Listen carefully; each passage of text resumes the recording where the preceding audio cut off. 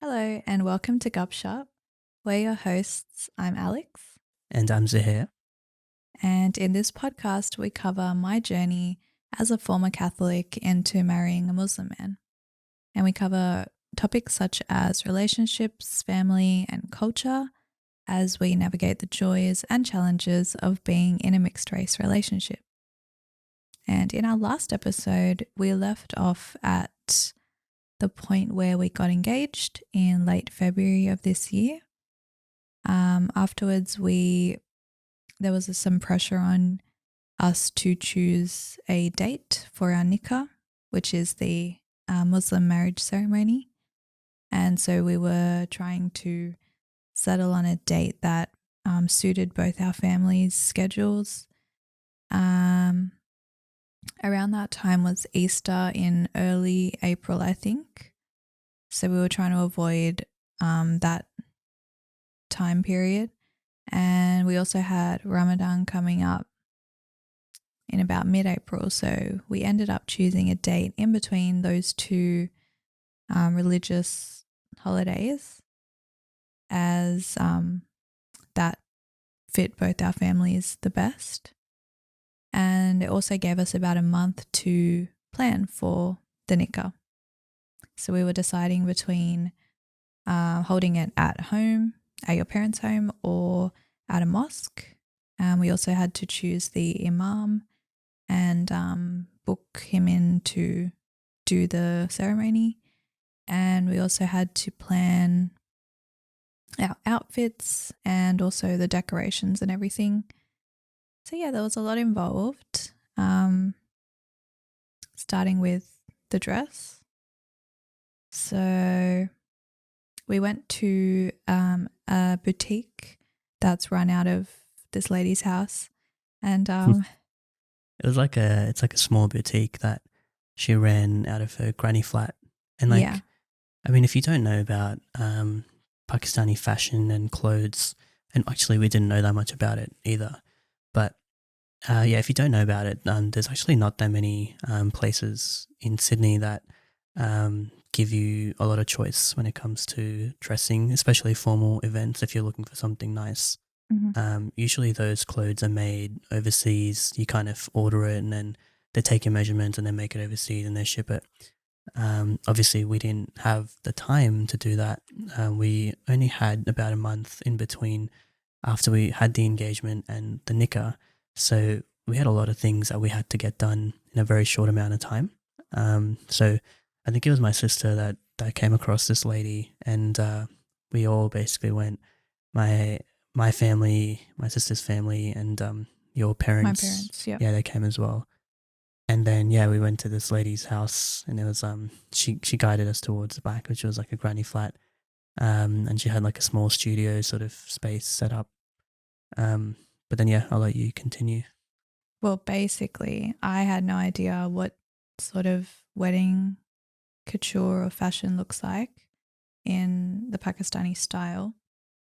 So there was a lot of different choices and like different colors.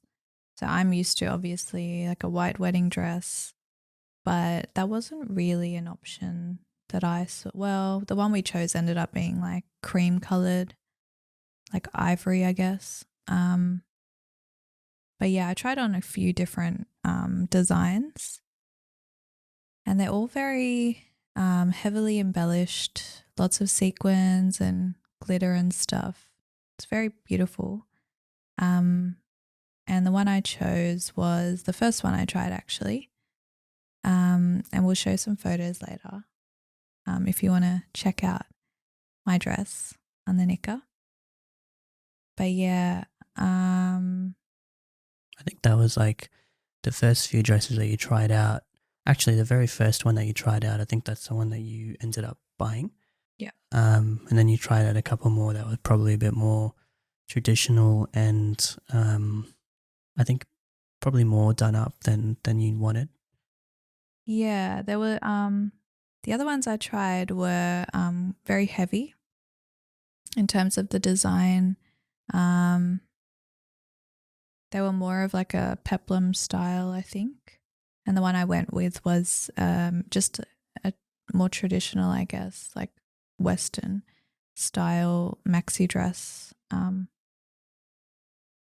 So yeah, my mum was there and she didn't offer that much guidance because I guess she kind of thought it was more um, your family's domain. So she didn't really know. She didn't like have much of an opinion on the fashion because she just wanted to basically conform to the culture and whatever is like looks best I think to people of that culture, like choose that one. I think for her everything would have looked um, way more extravagant than what she's used to, especially for a wedding dress, because white dresses usually they're sort of different designs, but they don't have anywhere near as many embellishments and there's things going on in the dress. So for her, it was probably like all of this is a bit over the top. Yeah, probably. But the one that we did choose like looked very nice and she was happy with it as well. Um and also with your family, I think they did offer some opinions on what they thought looked nice, but ultimately they were like, it's up to you. Like you're going to be the one wearing it. So yeah, it was my choice, and I chose the first one that I tried on.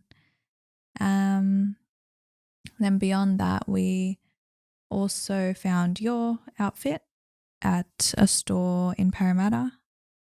Yeah, Um, there's like a small store that sells traditional clothes, is it and like Pakistani style?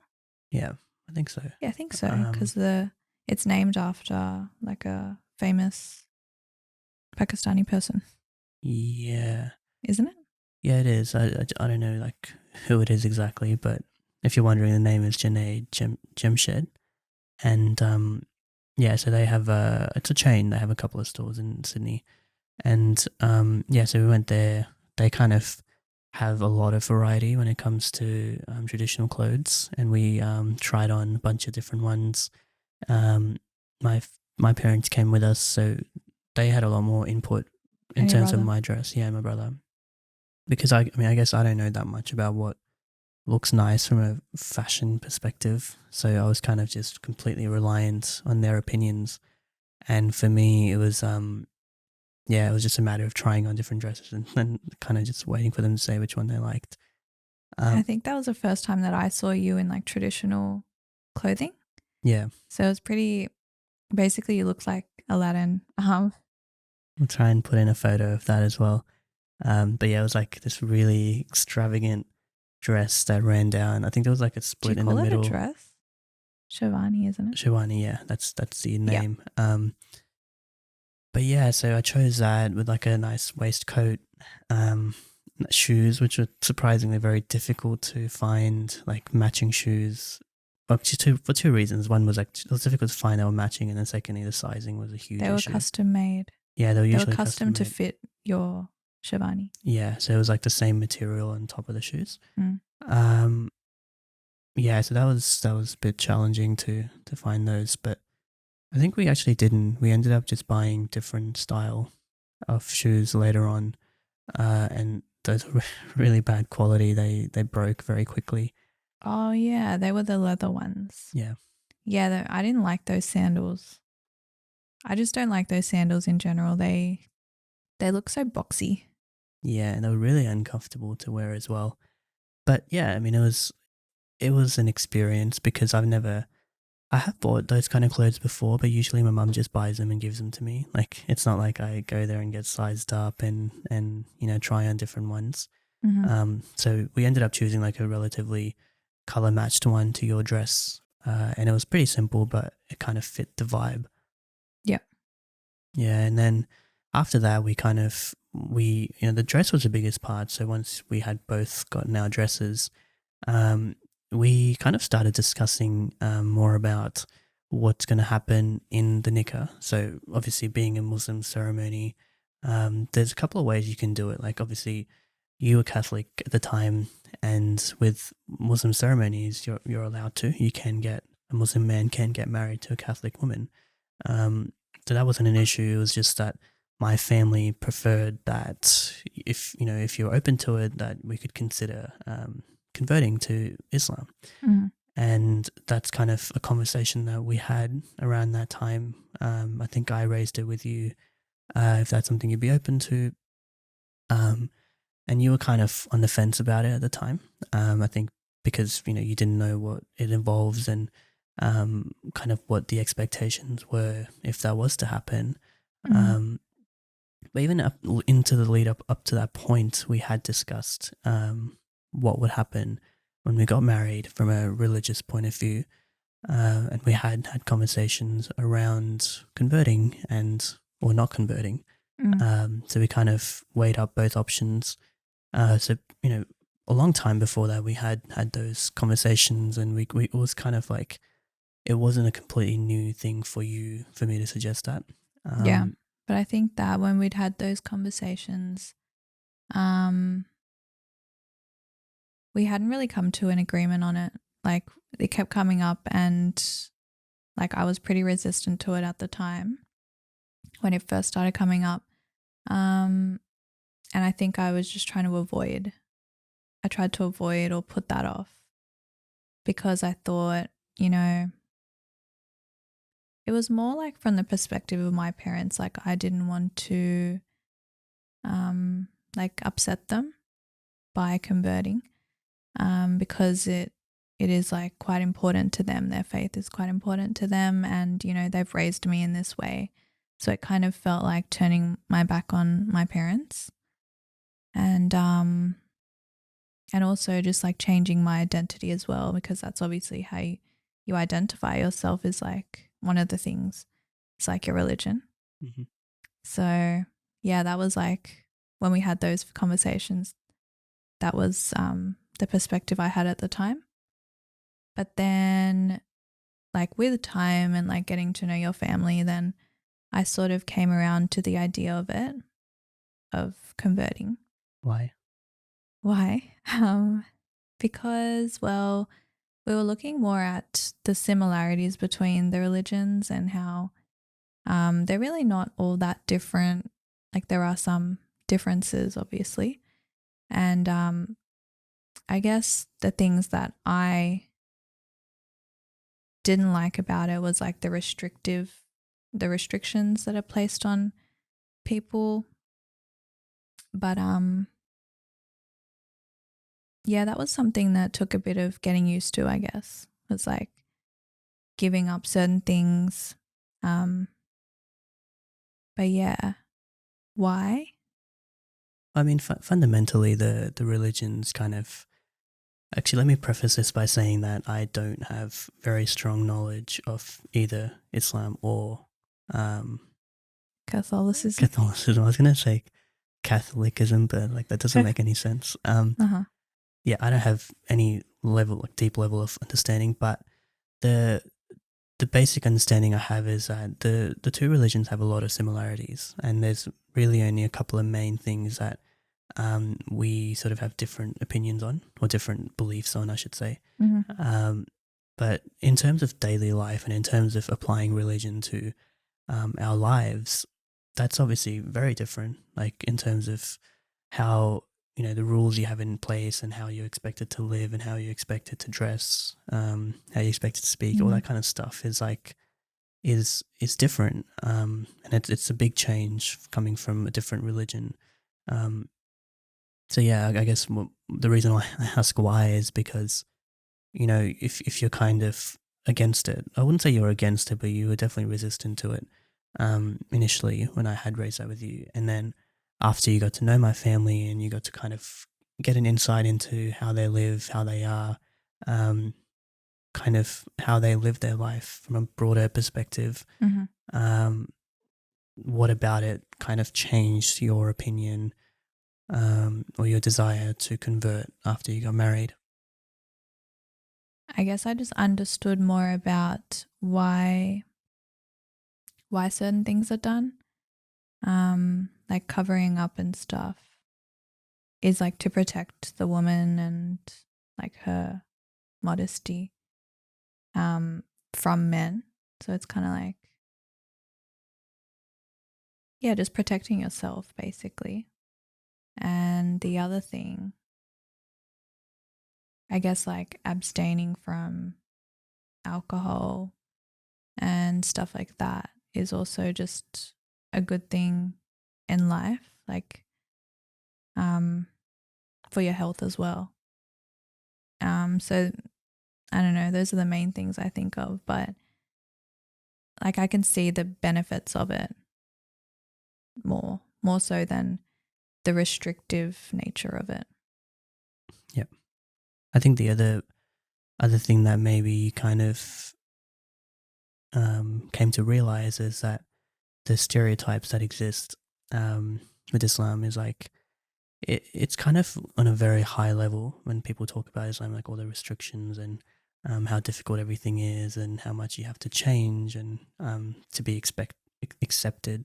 Mm-hmm. Um, all of that in reality, when you actually come into a Muslim family, is not actually. I mean, it depends on each family, but for my family anyway, like I can only speak to that. There was never really any strict expectations. There still aren't um, for like how you should live your life. It's kind of just like they wanted it because they felt that obviously religion is by far the most important thing in their lives.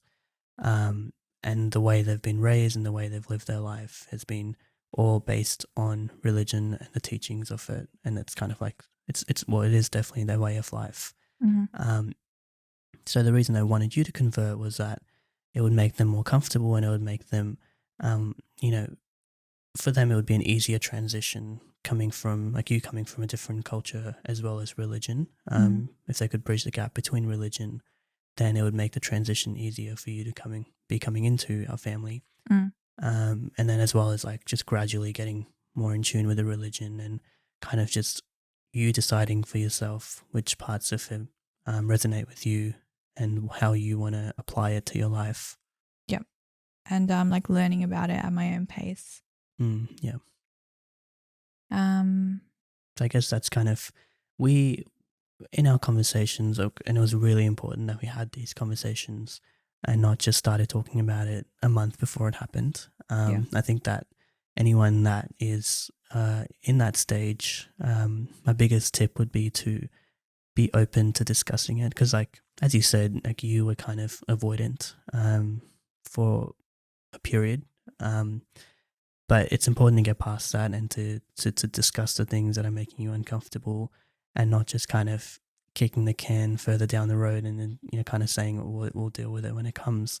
Because when the time comes, then you're not going to have enough time to discuss everything and to address your feelings and to Mm-hmm. kind of reflect and make informed decisions. So yeah, it was really important and it was actually very helpful that we discussed those things. Um, We also discussed like more long term things in the future in terms of, children and what religion they would take on, and just as well the expectations of us, like as a married couple, um, in terms of how much we would follow the religion, like moving forward. mhm.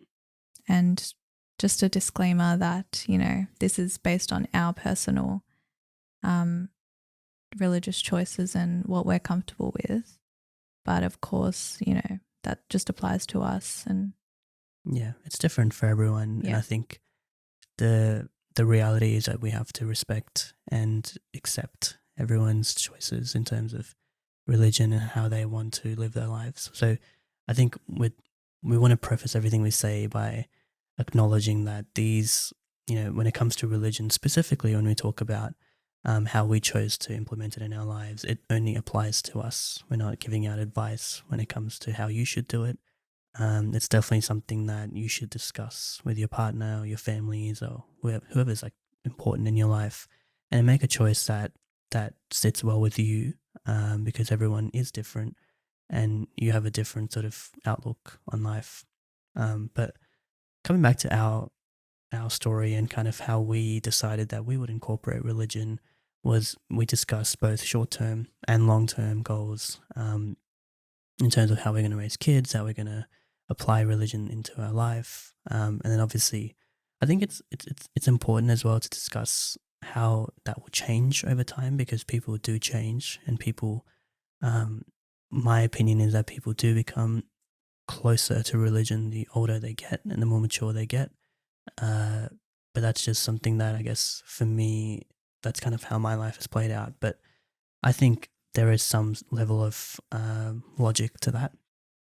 But anyway, that's kind of what we discussed was like in future, if one of us decides to become more religious or if we kind of have different thoughts on religion, how we're going to address that, as well as how we're going to incorporate religion into our kids' lives, how we're going to kind of interact with my family and your family.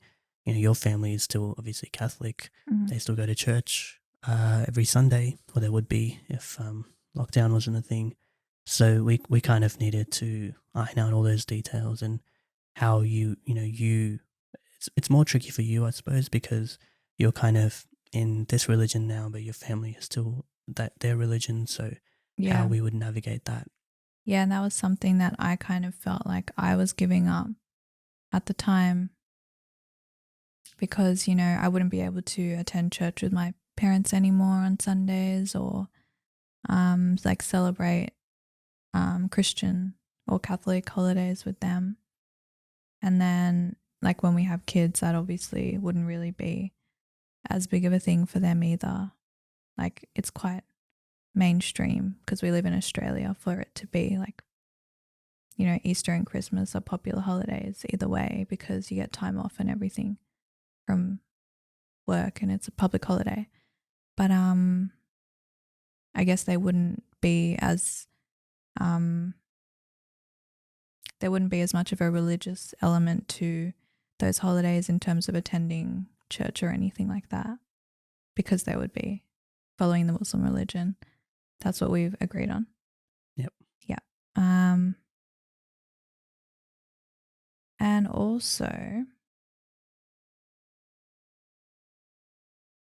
mm, we also I had to have discussions with my parents around that time as well about how they felt about me converting. So yeah, at first my mum was talking about, her friends who were like a Filipino person marrying a Muslim person.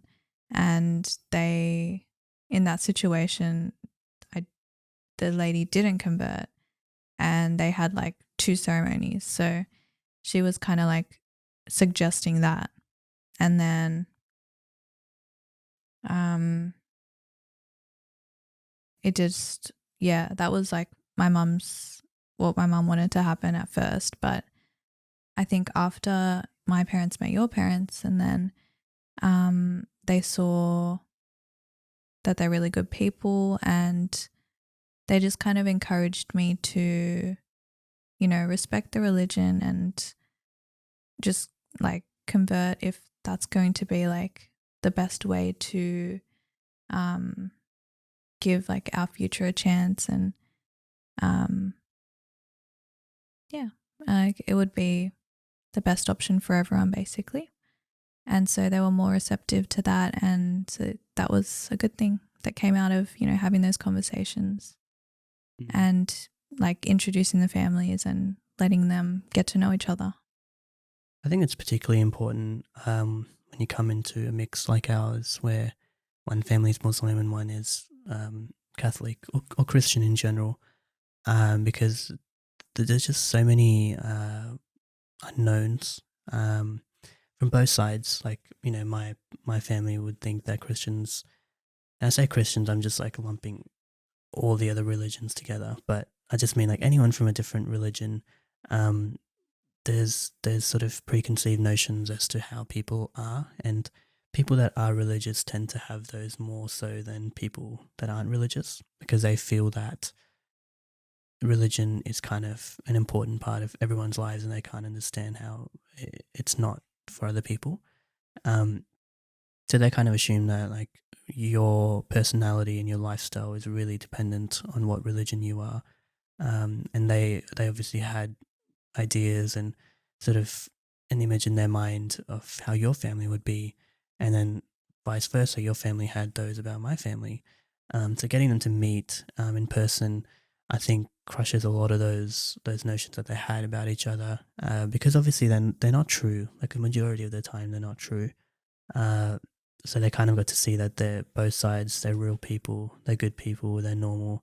They kind of just live average lives. There's nothing like overly concerning or some things that they have to worry about. There's really nothing. Um, so it was over like I think it was an eye opening experience for both sides, and it kind of made the path after that a lot easier Mm. because our families got acquainted and they were kind of on friendly terms, and there was really no conflict really from that point forward. And then like we moved, like after we had those discussions, we moved on to continuing our nikah planning. And at that time you had confirmed that you would convert, and then we confirmed that with the imam that you need to do the conversion ceremony, which we'll get into that a bit later in the episode. But it's essentially just a few lines that you have to say as part of the ceremony. Yep. And then we kind of just continued planning for the nikah. Hmm. Um, I And think, your family was very helpful in that. So your brother and mum organized a lot of the decorations and the jewelry, and your sister as well. And some of the cultural things like the roses, the fresh roses that you wear on your wrist, and um, your brother hired like couch, like a little setup for us yeah, to like a sit on. stage. Yeah, like a stage, but it wasn't raised. Yeah, it was just like a nice couch, and then we Yeah. had the nice background. It was like all golden and shiny and extravagant. So And like it was a full setup. our podcast photos like based on Oh that yeah, that setup. yeah. So it's actually like exactly like that. We just had that cartoonified. Yeah. But yeah, so prior to that point, we had the henna night where you had we hired someone to. We hired someone to do my henna, like on my um, palms and this side of my hands. Yeah, well, I guess you should explain what henna is for those Oh that don't yeah. know. Well, henna is, I think it's some sort of plant, and it's like a temporary tattoo. And then you do patterns, and for brides, I think you do like even more extravagant patterns. They're quite like elaborate, the designs for bridal henna. Um, but I really had no idea how to choose because there's all these different patterns and they just all look really amazing, but I didn't really know what I wanted. Mm. So I looked on this lady who did my henna. She's really talented. I looked on her Instagram page and just chose one of her designs based on. I saw one that had the initials, like the girl's first initial and the man's first initial, and I liked that idea. So I got an A and a Z on my palms. And then, yeah, I just chose the design that I liked. And this was the night before, by the way. Did we say that? I don't think so, but yeah, This was we the did it night night before the before, nikah. yeah, Yep. because it's recommended that you have the henna on for at least one day or something like that. Yeah, like a few days beforehand, because then basically you leave it on and it sort of forms almost like a scab, Yeah, and it like smells over the top. like I poop. don't think it smells. I didn't think it No, smelled at it all. didn't smell that bad, but sometimes So, okay, maybe that's apparently just me, but sometimes it sometimes smells. I feel like it smells like poop. Anyway, so anyway, the henna dries. It takes an hour or two to dry, and then you leave it on. You try not to chip it off because it sort of scratches away quite easily. So yeah, I was trying really hard not to disturb it. So I couldn't drive home. I think my mum came. My mum came over. This all happened at your house, and your sister was there as well, and your mum. They also had henna done. And then my mum had the option of having henna as well. because I think it's a tradition for the bride's mum to also have it. Yeah, well, I mean, I think the tradition is just everyone, all the All the females get it, females, yeah. but the bride gets like the most extravagant Yeah. design. But But yeah, yeah, my mum has like eczema, which runs in the family. I also have it, but it's not too bad. It's under control at the moment. So she has like quite dry skin, and she thought it might affect her because it's some sort of like plant and she might have a reaction. So she decided not to do it. But she was there, and there was an opportunity for more like mingling between the families. And did your niece also get henna? yeah, she did. She got a very basic sort of design. Yeah. But yeah, So all the females. the tradition is that, like, you know, you were explaining to me that she said that the darker it is, the darker the Yeah. henna So the looks. darker it is, the more successful of a marriage you'll have. So I was just like trying really hard not to, affect it in any way. So it'll like If develop nicely, have a if it's nice too color. light, then the marriage is over. Yeah, pretty much. We're doomed. So yeah, I had that night I slept. I think they told me that it's better to keep it warm, like the colors will develop better. So I like had the heater on when I went to sleep, and then the next morning I kind of like scrubbed it off, and then it was a pretty good color. It was quite dark and Didn't you not like also too get orangey. the names? Like my name was hidden in it. Yeah. So the lady doing my henna asked me if I wanted your name in my hand, in my palms, and I didn't really understand what she meant, but she explained that it's apparently a tradition to have your husband's name like hidden in the henna because it's all these like intricate designs. Then she was able to like put your name in there, but like you couldn't really see it unless you look really hard, and then it's the man is meant to like look for his name on the wedding night when you get acquainted. Saucy. I didn't find it, for the record. You did. It just took a really long No, time. you had to tell me like what place to look in. Yeah, I had to like give you some hints, but you eventually found it. It was pretty well hidden. Yeah, and I wasn't like, if you're looking for it without having any hints, I don't know if you'd ever find it. Or maybe Pretty I'm just much. bad at puzzles. Maybe. But yeah, that was the henna night. Then it took the next morning was obviously the nikah day. And Yeah. I got up quite early. I can't remember how early, but it was pretty early for me to get my makeup done. And that took a couple of hours. And then we went to your house. We decided to have the nikah at your house. Yeah, we were kind of deciding whether to do it at home or in the mosque. Yeah. We ended up at the house, but I think there was restrictions on at the time, and we also just wanted to keep it very small and private. So yeah, we decided just to do it at my parents' house. Mm-hmm. And then like, yeah, the stage and everything that my brother had organized was kind of getting set up throughout the day. We had the imam all ready to come towards when the ceremony started. Yeah, so it was all kind of in motion that morning. You had your makeup done. It was like chaotic. Yeah. Oh, we also got defrauded. Oh yeah, that was the same day. Side story. Yeah, because I was going to like pay the makeup lady with a bank transfer, and I noticed all these random transactions, and I was like, did you buy anything? And you were like, no. And then we figured out that somehow we had been defrauded. But anywho's, it was all fine. We were just like, oh, we'll worry about this later. It's our wedding day. But yeah, I was like running late at that point because the makeup artist was taking all these photos of me. Oh yeah, that was stressful. I remember because like everyone in my family was like, "Where is she?" Because it was like, I think it came like literally 15 minutes before the imam was scheduled. Yeah, it was like really last minute. And we had a photographer arranged, and so she was like taking photos of us before the ceremony. And then the imam came a little bit late. He was also late. Luckily, he was late. Yeah. And then, Oh yeah, you did a small little photo shoot yeah, with your in the living room. family, my Yeah. family.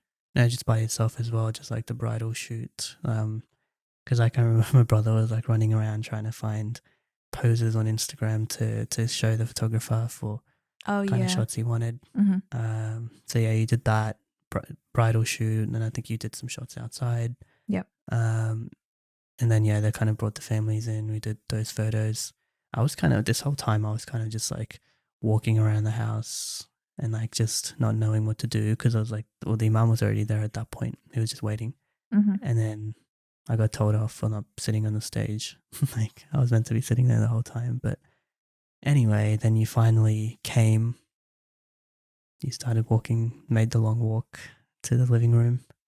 Yeah, the very long walk. Um, and then we sat down together on the couch thing. And then, so the ceremony started, and obviously this was very different to any ceremony that I'd been to. And, I'm used to Standing for starters. standing and sitting and kneeling. There's like different points where you do different things, but the point is that like I'm familiar with how things work. I know what to say at what point, but in this ceremony, I didn't really know what to expect. Well, I you think weren't really prepped either. We kind of told you what line you'd have to say in terms of the conversion, which you yeah. practiced a lot. Mm-hmm. And like, I think my mum had you say it, Yeah. repeated to her once. Yeah, when I was over at your place before all this, um, and your mum asked me to say the phrase because I had been learning it, so I knew it off by heart. And yeah, so she was happy with how I said it, and then she said something really nice, and she said that like I'm like her daughter now, and I thought that was very sweet, and I felt very like accepted into your family. So yeah, I really appreciated that. Mm-hmm. Um, But yeah, fast forward back to the back nikah. to yes, the nikah, and I think it started off with the imam giving a speech, There was a or brief did he speech. do? No, it was just basically like similar to your ceremonies. Yeah, like They how kind of you give just a.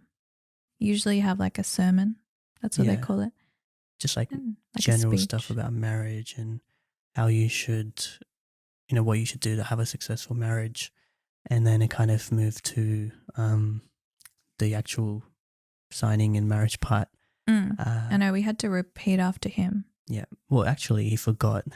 Yeah, He forgot that we wanted you to convert, yeah. and I So think we we had. we kind of just did the part where we had to sign and stuff, and he kind of said, "Okay, well, you're married," and then he just kind of went silent, and my brother was like looking confused, and then he told him like, "You have to convert her," and then he yeah, he did it. He had you Yeah, say that verse, the best. Yeah, um, and then it was done. yeah. We So it signed was all some pretty. papers. Huh? We signed some papers, and it Yeah, we was signed done. the papers, and there, it was official.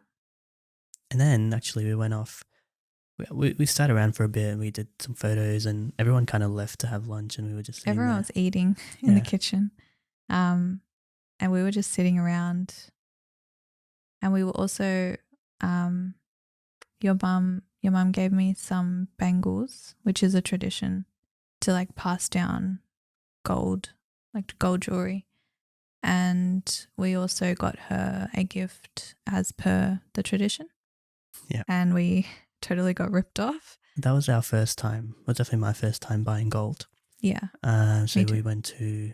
Well, actually, it was recommended to us to go to um, kind of like the main sort of shopping strip of our suburb and kind of just speak to the local jewelry shops there because there's a lot of them that sell gold. So we walked around, we were looking at different sort of types of jewelry and we didn't really know what we were looking for. Honestly, we were kind of just trying to find something that my mum would like. We finally decided on a Earrings. earrings. Yeah, earrings. And then I guess it was time for the negotiation, and that's And we didn't know what we could get with a certain amount of money either. So Yeah. So we kind of just told, and that was a really dumb move, but we kind of just told the shopkeeper, like, this is our budget. What can you recommend? Because initially, before that, he was kind of just telling us, this is like, yeah, everything he was telling us was basically like 4 or 5 times over our budget. And then as soon as we were like, well, this is our budget, is there anything you can give it to us in that price range? He was like, his tune suddenly changed. He was like, yeah, here's all this stuff that I can give you for this price. And, we chose something within that price range and we bought it. Uh, and I guess afterwards we were thinking about it and we were like, wait, he said he had nothing initially and then now he suddenly had stuff. Um, and then we were kind of like thinking that we would go to another shop and get it valuated, because at that point we thought we got scammed, and like we thought we got sold like a lot less value worth of goals for the price that we paid. Because it's based on weight. Yeah. We didn't mention that, but we tried looking up like how much that amount, the weight of gold that we bought was worth, and it was like a lot lower according to Google. Quarter of the price that we paid. Yeah, so we were like, we probably could have gotten a lot more for that amount, but anyway. We ended up giving it to her at the Nico. At the Nico. Well, afterwards when we were sitting around and then we did a photo shoot. Yeah, then we went to a park nearby and we did a couple's photo shoot. The photographers were actually really surprised. Like they were like, "Oh, we didn't expect you to be this dressed up." We just found them on Airtasker, and we sort of pitched it as a couple's shoot. We didn't mention it. It was our wedding. Yeah, so that was like they were shocked. Yeah, they're probably just expecting people in like normal clothes, casual, and then we're like, "Hey," in all our like decked out it was garb. Like way over the top, and this was like not a super nice park or location either. It's pretty nice. It's nice, but like the area is not super nice. So we were kind of just the spectacles of this day. Oh yeah, everyone was looking at us. Yeah, like all the people that were just having picnics and sitting around in the park. They had something to look at.